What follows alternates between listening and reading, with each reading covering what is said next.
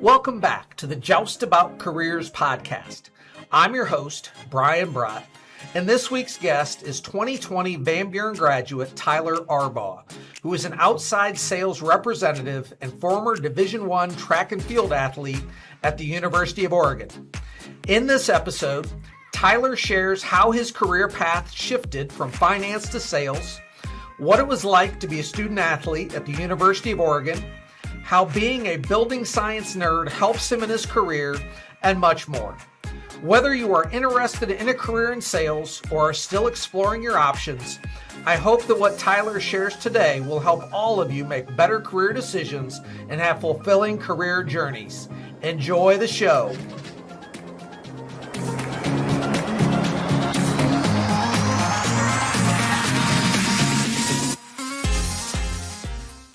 Welcome back to another episode of Joust About Careers. And Tyler, I appreciate you being here. And I'd like to start by learning, how does a typical day look for you as an outside sales representative at 84 Lumber? Yeah, so every day is different, which is why I love my job.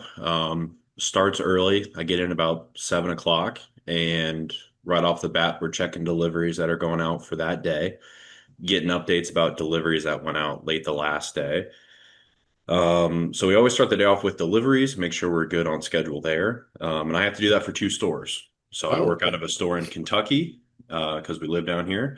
And I also do it for a store up in Maumee. So keeping everything in track for 2 stores, I really make sure everything's kind of good when we start off the day.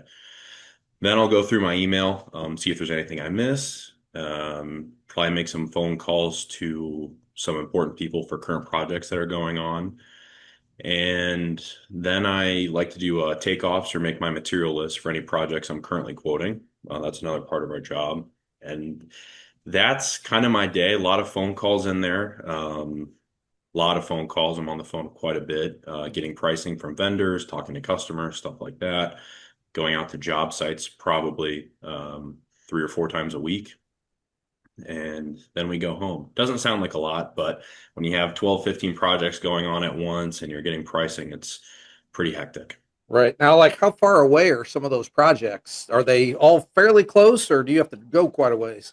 Yeah, so down here, I work out of a store in Middlesboro, Kentucky, which is right on the border of Tennessee and Virginia. So I actually sell in all 3 states, Kentucky, Tennessee, and Virginia. My furthest job sites are probably about 2.5 hours. Closest ones are probably 20, 30 minutes. So just because of our area, we're in like the Appalachia, we have to go quite a ways away. We are right on Norris Lake when you get to that 45 minutes to an hour. So we do a lot of vacation homes there. That's really good for us. Right. And then some rentals for the local colleges and stuff like that. Okay. Now, you talked about the store in Maumee. How often do you have to travel to Maumee to manage things up there? Yeah, luckily not much. We moved down here because my wife goes to medical school school down here. And I was actually able to transfer stores. So I really lucked out. I was able to keep my same job. I kept a handful of accounts that I knew I could manage really well from a remote distance. And of course, if there's like a 911 call, I will make the drive. But I'm not really pursuing new accounts up there. It's all established business or contracts and stuff that I know I can take care of. Right. So I haven't really had to go up there at all, besides for like Christmas or anything like that. Now, when you were graduating from Van Buren, did you have any idea that you would be in sales? What were your plans? Yeah, so coming out of Van Buren, I really wanted to do finance. That's what I studied at Oregon, and part of my degree at Findlay. That's what I studied. But I don't know. I had 2 really, really good internships, one in Oregon and one with Savage in Maumee. And I got a job at Lowe's to pay the bills and sales. And then ever since then, it was building materials. I was going to say, we're going to talk about that more here in a little bit, how that transition took place. But I want to go back to, you were a state placer in the discus in high school. Is that correct? Yes. Yep. And then also, I think the hammer throw for indoor. Yes. The weight throw indoors and hammer outdoors. Okay. Yep. Oh, okay. Okay. And, did really well in that, went to the New Balance track meet, which I think is happening this weekend, isn't it? Up in Boston? I believe so. Probably. Yeah. I think states were last weekend, so it probably would be this week. Yep. What advice would you give to someone who wants to be a Division I track athlete? And obviously, Oregon, that is kind of the cream of the crop when it comes to Division I track. Yep. I guess what advice would you give? What was that experience like for you? What did you learn from that that you would share with someone else who's maybe looking for that experience? Yeah, I just would say don't give up, right? You practice and I practiced for so long to get there, right? It was 8 years of my life and I had to medically retire and that was hard. And, you know, figuring out a way to move that passion somewhere else, right? Because you have to be passionate about something. And I was really passionate about the sport. So not just letting that passion fizzle away, but moving it towards something else, that's like the biggest piece of advice I could give you, right? Whether you're passionate about music, sports, whatever it is, if that doesn't pan out, put it somewhere else. And I think you'll see your career grow, Right. basically. Um, but yeah, don't give up, practice hard, and don't just don't care about what anybody thinks about what you're doing. What was the best part about being a track athlete at Oregon? Um, there was a lot of good things. The gear was up there. We got unlimited Nike stuff, brand new facility. People were traveling all over the world to come visit it, and we got to be there every single day, and that's where I got to call home. Right. So that was really cool. I made a lot of good friends, people that were in my wedding, and it was a good experience for both my wife and I. We actually both went there, and we were hammer Oh, okay. throwers. Oh, So, okay. Okay. yeah. Did you meet any famous athletes that came I to? did. Yeah. The world record holder and all the shot put hammer. I got to practice with them. That was super Wow. cool. Got to hang out with them. So I got to Right. meet a lot of my idols being there. That's awesome. So going back then to, you were planning to go into financial advising, and like you said, you had a couple internships with that. Actually, sounds like a really cool internship at Oregon where you were helping other students make good Yes. financial decisions and all of that. That sounds awesome. Yeah. And then you said you started that part-time job at Lowe's, and so what was that initial? I guess it was a fulfillment associate. Yeah. So talk about how that developed into your full-blown career. Yeah. Started out at Lowe's, and what I would do if you placed an online order, I would be the guy to go pull it. So I got to know a lot of the ins and outs of all the different departments. I was, on my feet all the time, building loads. And I don't know, I just showed dedication and effort, and that got noticed. And I got promoted to like a shelf stocker in the door and window department. Shortly after that, I kind of took over as the sales guy in the door and window department. Um, did like a hotel remodel that got me noticed by the pro desk, and I got transitioned over there and took over like a real estate development company who owns a bunch of apartment units. So they would come in daily for, 3 faucets, 5 bath fans, and I got to take care of them. They were probably about a $4 million customer, and we were able to grow them to like 4.8. So that was really, really cool. Right. But I was at Lowe's for 8 months, but it feels like a lifetime because I worked so many different jobs there. Yeah. So it was a really good experience for me, and I got to learn a lot of different things. Did they give you any sales training, or is it just something that came naturally to you? There was some training, and a lot of my training came from Pella, I would say, sales wise. I was young and I'm competitive. I was an athlete, and I think sales is a game. It really is. I Yeah. want to score as many points as possible, and I want to be recognized for that. Yep. So that's the drive is just never ending, and I think you need that in all sales guys. Right. What do you think feel or what do you feel like people maybe misunderstand most about sales? Um, I mean, a lot of things. I think some sales roles give sales guys a bad rap, right? That everybody thinks we're out there to make a ton of money off your sale and retire off the one sale, but that's not the case. I mean, I'm super passionate about what I do, and currently I want to help my customers build good, long-lasting buildings, right? So Right. it's finding the best products to use or just, long phone calls with them working through ideas. So it's more of a relationship thing. And I can understand if you're working at, a car dealership, right? Nobody likes to go buy a car. And that's typically you do that 3 or 4 times in your life, maybe, and then you're done, right? Whereas I'm working with a customer and we're going to spend 3 or 4 years building that relationship, possibly for this one project. I mean, I've quoted a project that was 2 years in development and we're Hmm. just starting 3 weeks ago. Right. So it's a lot of communication and you get to learn that pretty quickly. Don't make the wrong person mad or else they're going to be gone forever. Right. Well, and I think that's a good point, with, car sales or even appliances. Like you Yeah. said, you talk to the person and then you might not see that person again for 8 or 10 years, where Yep. you are working with people a lot over an extended period of time and you really do build that relationship. And yeah, I think that's interesting. Now, with the skills you have, and again, not saying that you would ever want to do this, do you feel like those sales skills would be transferable to other fields? Or is it really, really specialized? No, I think sales it's pretty generic, right? I've chosen to specialize in this building material industry, but I could if I wanted to get into logistics because I have within my sales role, I deal with a lot of logistics, right? I have experience with that. Right. Organization, management, right? These are all skills that I built being in sales. Doesn't mean I have to stay in sales forever, Mm. right? And you see a lot of like career transitions, people going into finance, right? Even though they work 20 years somewhere else, but they have those relationships and the passion to go transfer careers. Right. So I think it's a really good transferable skill. Now you talk about finance there, and obviously you thought you were maybe going to go into that. Do you find yourself maybe more able to work with the numbers that are involved with your job because of that background you had? Yeah, I think it is important, and I do like to kind of look at the numbers with the customer because there's some jobs where it takes whatever it takes. If it goes over, it goes over. Right. Others where if we sign that contract, I'm locked into that price. So that puts a lot of pressure on me to make sure we have enough profit in there and we don't lose money. Yeah. So especially with the sales and commission, if the company loses money, I'm paying the company, right? So we need to make sure I don't do that. So looking at the numbers is very important. So that could happen. It does happen, yeah. It's not Really, fun. really. Yeah, I don't think I realized that. Wow. yeah. Okay, so It's that is some pressure.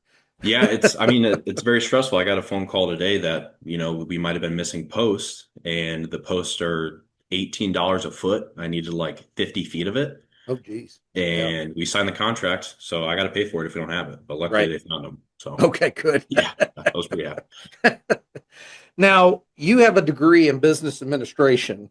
Yep. Is that typical for a person in sales? Or, as you look back now, would you have needed a degree to get to where you are? How important was that degree? And are there certain degrees that are more useful than others when it comes to sales? For my current position, I don't think you would need it. It's definitely helped me in some aspects, like the logistics class at Findlay, right? We go over economy of scale, and that really clicked with me, right? How much stuff can I pack on the truck to make sure it all goes on one delivery? But I wouldn't have gone to college if it wasn't for track, and I have no problem saying that. And I was in college for a long time. I went to Oregon for 2 years, and I had a transfer, and none of my credits transferred, so I had to do Oh, 4 years at Findlay. wow.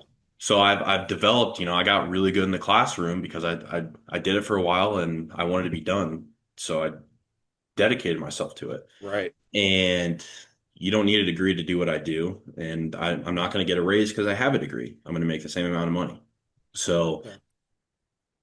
it may be a benefit for me down the road, but if I stay in this career path and what I want to do in the future, I don't think it's necessary. Right. Wow, and that hurts with not being able to transfer any of those. So Yeah, so it is was it not just fun. mostly because it was out of state? No, it was Oregon was on quarters Oh, and they were out of state, and I believe is private, so that didn't help at all. okay. Yeah, so I just kind of restarted. Yeah, yeah. Well, and again, what matters is you finished, you have the degree, and like you said, maybe it'll be useful down the road. Yep, Either way, you have it; they can't take it away. exactly. Yeah. What do you feel like are some of the key characteristics or personality traits for someone to be successful in sales? You talked about the ability to build relationships, and obviously Mhm. that's very important. Are there any other skills or characteristics that would be useful? Yeah, communication's a big one for me. I'm on the phone constantly. Some customers love that. Some people just want to text. So making sure I keep them up to date on what's going on my end and just asking for updates on their end so that way I can keep up my notes. Mhm.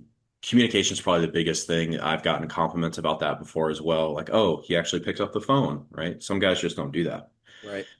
Um, so communication, relationship building, honesty and integrity, obviously I think that makes itself into any, list of, uh, I guess, I don't know what you would call it, skills, I guess, in a Right. career. Yeah. Yeah. Um, those are the big ones. And math, just simple skills that you pick up over time, like industry skills, Yeah. and just thirst for knowledge, really, because whether you're selling just windows or just wood, right, there's always going to be new things coming out that you got to learn. Yeah. So if you're not passionate about it, you're probably not going to succeed as much as other people would. I've never thought about how much you probably have to know with all of the different construction products there are out there. I mean, if you had to estimate, I don't know, types of windows or even companies that make windows, how many are there that you're aware of? Yeah, there's probably 10 to 15. Yeah. And, I am a building science nerd. So I want to figure out how to build the most efficient house, best materials that are going to last the longest. So a lot of that is me doing research in my spare time. Like, if this situation comes across, how am I going to propose a solution to the customer? Because when you start talking about these custom home builders, money's no object sometimes. So it's, I want the most efficient house. Well, I got these windows from Europe that meet pass fail certification. So it's bringing all these things to the table. It's another tool in my toolbox, is how I kind of look at it. So there's a lot, and those are just windows. And you got doors, engineered wood, trusses, everything. Right. So there are people that import their windows from Europe because they are the top of the line, whatever.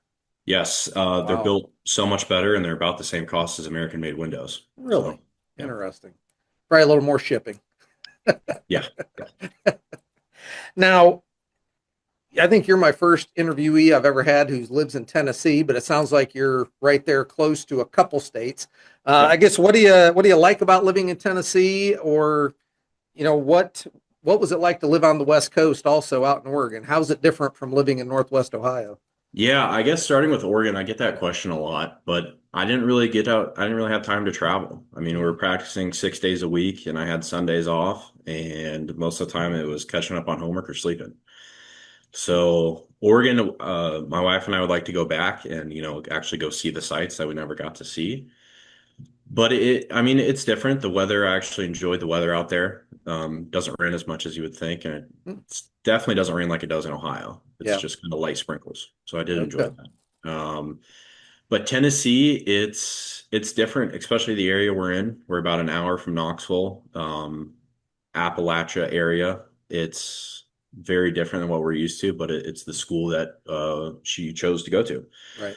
So we were here, and the customers are different from a building perspective that I deal with. The projects are different. It's been a change of pace, Mhm. and love it or hate it, that's kind of where we are. Right. Well, and I think it's good to see that, and for people to realize. I mean, everywhere's a little bit different.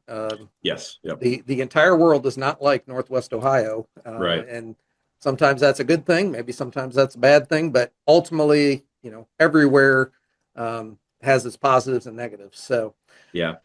as we wrap up, and you think about everything you've learned about careers since you graduated from high school, what do you know now that you wish you had known when you were in high school? Don't put yourself in a box, I guess, Okay. is a big one for me. I remember at Van Buren, we did a career day in like eighth grade. And up until then, I wanted to go into IT. Shadowed a day at Cooper Tire in IT, absolutely hated it. That's probably the best experience I had, is Right. going to that shadow day. And same thing with finance. It maybe it wasn't the path I'm in right now, but it definitely led me towards what I am. So if an opportunity is knocking at your door, don't turn it down, I guess. Right. Yeah, and I think that's yeah, something I try to instill in all of my students. Which again, I wasn't a career advisor when you were in high school, so I did not instill anything that in that way in you. But Yeah. today, just go get experiences, because that's where you're going to learn what you like, what you don't like, what you do well, what you maybe struggle doing, and that's going to get you there a lot quicker than just saying, "Oh, I'm going to go do this," and then you Yep. don't get those experiences. So, Yep. Tyler, it is great to talk to you. Great to see you doing well in sales. And I really appreciate it. Hopefully some students will maybe reach out to you and ask you some questions about your career journey, whether it's as a Division I athlete or in sales, finance, etc. So thank you very much and good luck as you continue on your career journey. Yeah, thank you for having me. It was a pleasure speaking. If you liked this Joust About Careers episode, you can explore previous episodes and highlights to learn about even more careers of Van Buren graduates. To be sure you don't miss upcoming episodes, please click subscribe on YouTube or your favorite podcast platform so you'll know when the next episode is released.